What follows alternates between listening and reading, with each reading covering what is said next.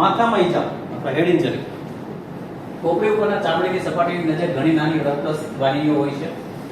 કોઈ પણ ઘટના પરિણામે પુષ્કળ રક્તસ્રાવ. આપણે માથામાં વાગે ત્યારે બહુ બ્લીડિંગ થાય, કારણ કે આનું ટેન્શન બહુ હોય. જેવું વાગે ને આખા ઘા આમ છોટી થઈ જાય ચામડી, અને એને કારણે બ્લીડિંગ બહુ થાય. એટલે માથામાં કોઈ બી ઇન્જરી થાય, નાના બચ્ચાને તમે જો લોહીને આમ ધાર થવા મળશે, માથામાંથી સૌથી વધારે બ્લીડિંગ થાય, કારણ કે અહીંયા બ્લડ સપ્લાય બી બહુ વધારે હોય છે.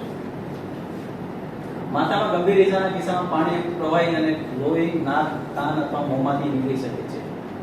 ઘણી વખત એકદમ માથામાં વાગ્યું હોય એકદમ લિક્વિડ પાણી જેવું નીકળતો નાકમાંથી. એ આપણું આનું ફ્લુઇડ છે, સેરિબ્રોસ્પાઇનલ ફ્લુઇડ, કે જે બ્રેઇનની અંદર છે, મગજની અંદર એક પાણી છે જે એકદમ ક્લિયર હોય. તો આવું પાણી આવતું હોય તે વધારે સિરિયસ છે. એવું નાકમાંથી એવું પાણી બહાર પડતું હોય તો એ વધારે સિરિયસ છે. એનો મતલબ કે બ્રેઇનમાં ઇન્જરી થઈ છે. એટલે માથામાં ઇન્જરી કંઈ બી થાય નાની મોટી તો તરત દવાખાને એ બધું થાય એવું હિતાવહ છે. પ્રાથમિક સારવાર ઘાયલને નાક ના ફૂંકવા માટે કહું, આપણે કોઈ આમ નાક કે એવું આમ પેલું જોર કરવાનું નથી, કોઈ જાતનું પ્રેશર ક્રિએટ કરવાનું નથી. નાકને પેક કરશો નહીં. કાન અથવા નાક પર હળવા ડ્રેસિંગ મૂકી શકો. નાકમાંથી કેવા બ્લડ આવતું હોય તેને પેક નથી કરી દેવાનું, પણ ડ્રેસિંગ પેડ મૂકી દેવાના. જો વ્યક્તિ શ્વાસ લે છે તો તેને રિકવરી પોઝિશનમાં મૂકી દો. ભલે માથામાં વાગેલું છે, શ્વાસ રિકવરી પોઝિશનમાં સુલાઈ નાખો.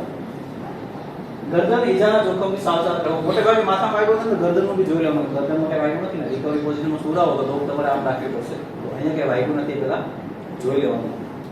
આપણે અગાઉ જોયું તેમ રક્તસ્રાવ બંધ કરવાનો પ્રયાસ કરો. જો ઉપલબ્ધ હોય તો સ્વચ્છ ડ્રેસિંગ કરો.